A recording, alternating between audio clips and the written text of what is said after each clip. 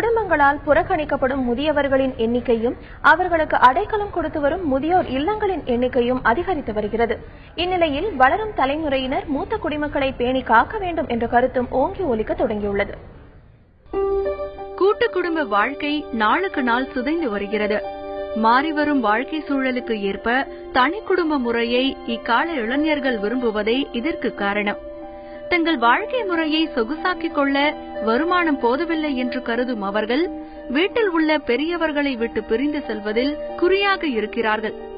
இதனால் தனித்து விடப்படும் வசதி படைத்த முதியவர்கள் சமாளித்துக் கொள்கிறார்கள். ஆனால் ஏழை எளியவர்கள் ஆதரிக்க யாருமின்றி வீதிகளில் சுற்றித் திரிகின்றனர். அவர்களை போன்றவர்களுக்கு ஆதரவளிக்கும் முதியோர் இல்லங்கள் இப்போது அதிகரித்து வருகின்றன. திருச்சி மாவட்டம் மணப்பாறை அருகே உள்ள மேட்டுக்கடையில் அவர்களை போன்றவர்களுக்கு இல்லம் நடத்தி வரும் சரிதா, வீட்டை விட்டு விரட்டப்பட்ட முதியவர்கள்தான் அதிக எண்ணிக்கையில் உள்ளதாக வேதனை தெரிவிக்கிறார்.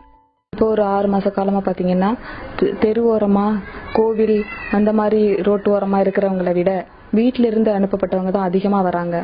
அவங்களுக்கு சாப்பாடு தரல, அப்படியே விட்டா வேலை செஞ்சு கொடுத்தாலும் பரவாயில்ல, அப்படியே விட்டாங்களோ பரவாயில்ல, என்னன்னா அடிச்சு துன்புறுத்தி பார்க்க மாட்டோம், போய் வேலை செஞ்சுட்டு வா, ஏதாவது ஹெல்ப் பண்ணாதான் உனக்கு நாங்க சாப்பாடு தருவோம், அந்த மாதிரி துன்புறுத்தி அனுப்புறாங்க.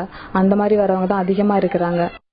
சொந்த பந்தத்தால் விரட்டி அடிக்கப்பட்ட போதிலும் வந்த இடத்தில் தங்களுக்குள் ஒருவருக்கு ஒருவர் அன்பாக நடந்து கொள்வதால் பாதுகாப்பாக இருப்பதாக உணர்வதாக கூறுகிறார் இந்த மூதாட்டி. இப்ப நான் நல்லா இருக்கேன், எனக்கு எந்த விதமான பிரச்சனையும் இல்லை, பாதுகாப்பாகவும் இருக்கு. என்னால முடிஞ்ச கால் தான் கொஞ்சம் வேகமா நடக்க முடியாது, ஓடியாடி கொஞ்சம் மெதுவாகத்தான் செய்வேன். என்னால முடிஞ்சதை செஞ்சுக்கிட்டு நான் வட்டம் தைரியமா நிம்மதியா இருக்கேன். எனக்கு எந்த ப்ராப்ளமும் இல்லை.